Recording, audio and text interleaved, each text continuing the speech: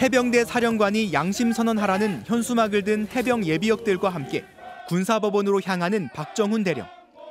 해병대원 순직과 관련된 사람들이 양심에 거리낌이 없는지 물어야 한다고 말했습니다. 한 병사의 죽음을 엄중하게 처리해야 되는 이유는 그것이 옳은 일이고 정의이고.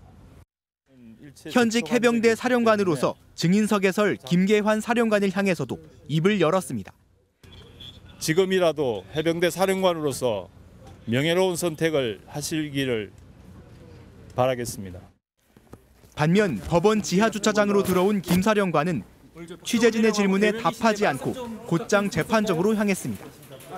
법정에 선 김 사령관은 경찰의 사건 이첩을 보류하라는 지시를 박 대령이 어긴 것은 분명하다고 주장했습니다.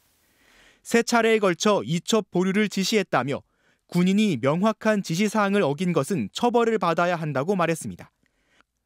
그러면서 수사단을 100% 믿었고 박정훈 대령을 신뢰했던 것은 사실이라며 장관 지시가 없었다면 정상적으로 사건을 이첩했을 것이라고 말하기도 했습니다.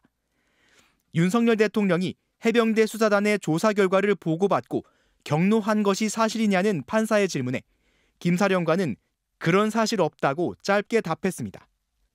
재판 말미에 김 사령관은 박 대령을 향해 자의적 법 해석과 본인이 옳다고 믿는 편향적 가치를 내세우고 있다고 지적하기도 했는데 이 대목에서 일부 방청객들은 야유하며 법정 밖으로 퇴장하기도 했습니다. 현직 해병대 사령관이 법정에 선 것은 처음인 것으로 알려졌습니다.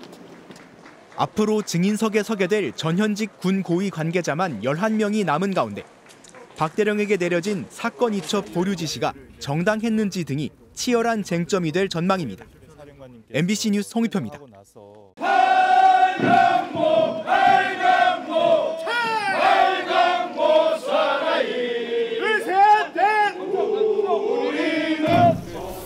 김계환 사령관하고 대면하게 되는데 하고 싶으신 말씀 좀 있으십니까? 소감 어떠십니까? 2024년 새해를 맞이해서 다시 이 자리에 섰습니다. 돌이켜보면 저를 둘러싼 이 모든 일들이 고 최수근 상병의 시신 앞에서 너의 죽음에 억울함이 남지 않도록 하겠다는 저희 다짐으로부터 모든 것이 비롯되었습니다. 최수근 상병의 죽음에 직간접적으로 관련이 있는 이들은 가슴에 손을 얹고 물어야 합니다. 과연 떳떳하고 양심에 끄리낌이 없는지 물어야 합니다.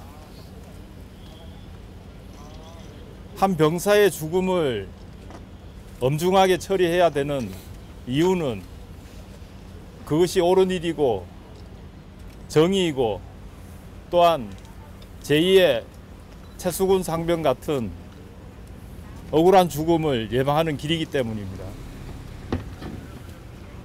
2024년 올해는 모든 일들이 올바르게 정의되는 사필 규정의 한 해가 되도록 국민 여러분의 지속적인 관심과 응원 부탁드리겠습니다. 그리고 오늘 해병대 사령관님께서 정인으로 출석 예정이신데 그동안 어떤 어려움이 있어서 또 어떤 힘듦이 있었는지는 제가 알 수 없지만 지금이라도 해병대 사령관으로서 명예로운 선택을 하시기를 바라겠습니다. 사령관님 한 말씀 부탁드립니다. 대변인 시기가 뭔지요? 고위공직자범죄수사처는 해병대 최상병 사건 외압 의혹 고발장이 접수된 뒤 먼저 경찰을 상대로 광범위한 조사를 벌였습니다. 경북경찰청이 해병대 수사단이 넘긴 사건을 해병대가 아닌 상급기관인 국방부에 돌려준 과정을 확인하기 위해서입니다. 경찰청 국가수사본부 이모 과장은 대통령실 공직기강 비서관실 소속 박모 경정이 전화해 국방부와 해병대 수사단 사이 갈등을 설명했다고 진술했습니다. 이어 국방부 유재현 법무관리관이 최상병 사건 기록 회수에 대해 관할 경북경찰청에 전화할 것이라고 알려줘 자신이 이 내용을 경북청 노모수사부장에게 전달했다고 진술했습니다. 대통령실의 행정관으로 파견된 경찰관이 사건 회수 과정에서 경찰과 국방부를 연결한 사실이 진술로서 처음 확인된 겁니다. 최상병 사건 수사 외압의 핵심으로 지목되어 온 유재현 법무관리관은 실제 경북경찰청에 전화를 걸었습니다. 경북경찰청 노수사부장은 MBC와의 통화에서 국수본 이 과장과 유재현 법무관리관이 전화를 걸어와 사건 회수에 대해 협의했다고 인정했습니다. 공수처는 협의 내용이 바로 경북경찰청장에게 보고됐고 경북청 실무 라인을 통해 하달된 사실도 확인했습니다. 국방부 검찰단이 수사관을 경북경찰청에 보내 수사 기록을 통째로 회수하기에 앞서 대통령실 행정관이 개입한 사전 조율이 있었던 셈입니다. 조율이 안 됐으면 경북청은 이렇게 순순히 기록을 뺏길 이유가 없었겠죠. 공직기강 비서관실 소속 박형정과 국방부 유재현 법무관리관은 당시 과정에 대한 질문에 답이 없었습니다. 국수본 이 과장은 경북경찰청에 물어보라고만 답했습니다.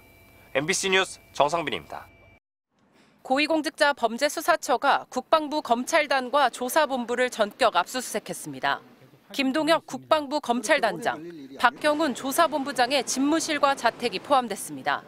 경찰에서 되찾아온 최상병 사건의 재수사를 지휘한 인물들로 압수영장에는 직권남용 혐의 피의자로 적시됐습니다.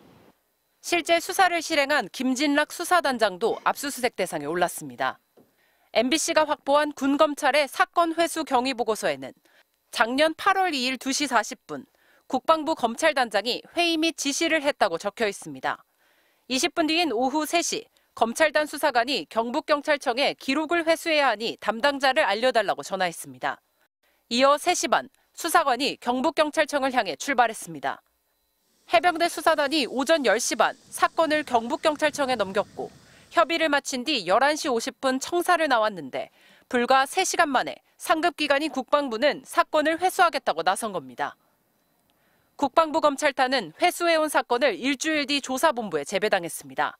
보름 뒤 조사본부 조사단은 당초 임성근 1사단장을 포함해 8명이 처벌 대상이란 해병대 수사단 판단을 뒤집고 대대장 2명만 처벌 대상이라는 수사 결과를 발표했습니다.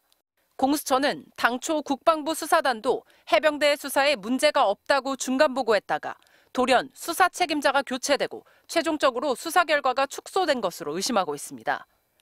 공수처는 국방부가 신속하게 사건을 회수한 과정, 또 수사본부가 사건을 다시 맡아 최종 결론을 뒤집은 과정, 두 단계를 모두 면밀히 재구성한 뒤 핵심 관계자들을 차례로 조사할 계획입니다. MBC 뉴스 박솔립입니다.